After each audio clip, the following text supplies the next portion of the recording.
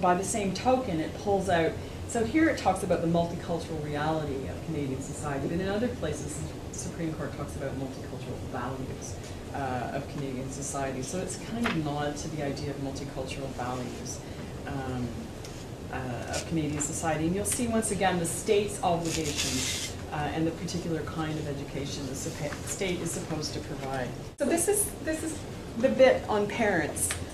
Parents are imagined to be the final authority. There's an acknowledgement that they're a sort of final authority and that they should have control over their children's education. But when it actually comes down to it, it's not quite that clear. So how does the court imagine schools and teachers?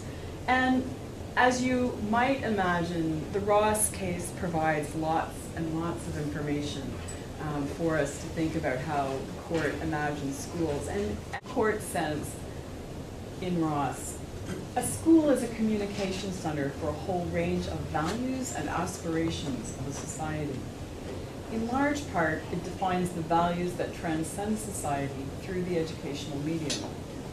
The school is an arena for the exchange of ideas and must therefore be premised upon principles of tolerance and impartiality so that all persons within the school environment feel equally free to participate. A school board has a duty to maintain a positive school environment for all persons served by it. So schools have an obligation then to provide a particular kind of learning environment. But schools also have an obligation to transmit certain values. Say schools have a duty to foster the respect of their students for the constitutional rights of all members of society. Learning respect for those rights is essential to our democratic society and should be part of the education of all students. These values are best taught by example and may be undermined if the students' rights are ignored by those in authority. Teachers transcend the boundary between school and world, and the power of teachers outside of the school is also part of what is talked about in Ross. So his activities take place all outside of the school, but one really important part of the court's discussion is about the impact of teachers' activities outside the school on how students perceive, what students perceive and think about inside the school. And the discussion in Ross is around teachers is really all about the influence of teachers to form or shape students' thinking, even if the conduct that's worried about doesn't take place inside the school, which is quite interesting. They say in Ross, there can be no doubt that the attempt to foster equality, respect, and tolerance in the Canadian educational system is a laudable goal. But the additional driving factor in this case, the Ross case, is the nature of the educational services in question. We're dealing here with the education of young children. While the importance of education of all ages is acknowledged, of principal importance is the education of the young. Education awakens children to the values a society hopes to foster and to nurture. I think these statements have a great deal to do with the sort of conversation we've been having so far. So education awakens children to the values a society hopes to foster and to nurture. Young children are especially vulnerable to the messages conveyed by their teachers. They're less likely to make an intellectual distinction between comments the teacher makes in the school and those the teacher makes outside the school. They are therefore more likely to feel threatened and isolated by a teacher who makes comments that denigrate personal characteristics of a group to which they belong. Furthermore, they are unlikely to distinguish between falsehoods and truth and more likely to accept derogatory views espoused by a teacher. The importance of ensuring an equal and discrimination-free educational environment and the perception of fairness and tolerance in the classroom are paramount in the education of young children. This helps foster self-respect and acceptance by others.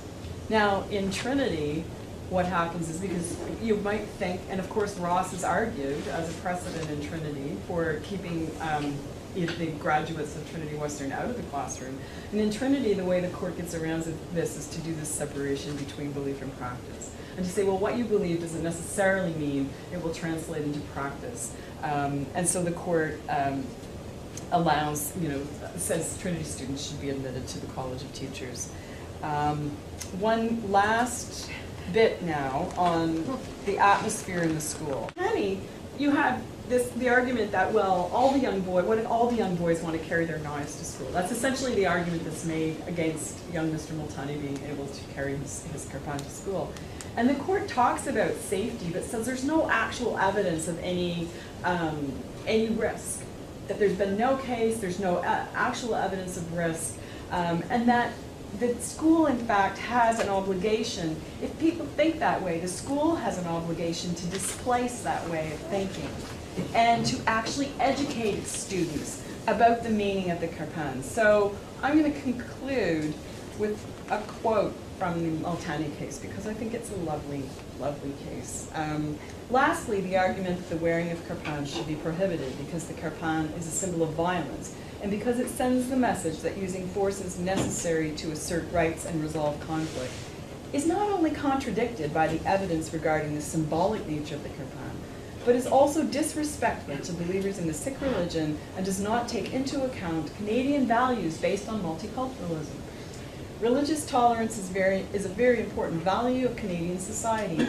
If some students consider it unfair that G may wear his kirpan to school while they are not allowed to have knives in their possession, it's incumbent on the schools to discharge their obligation to instill in their students this value that is at the very foundation of our democracy.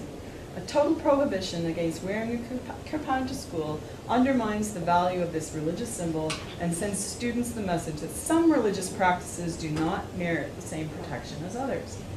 Accommodating G and allowing him to wear his kirpan under certain conditions demonstrates the importance that our society attaches to protecting freedom of religion and to showing respect for its minorities.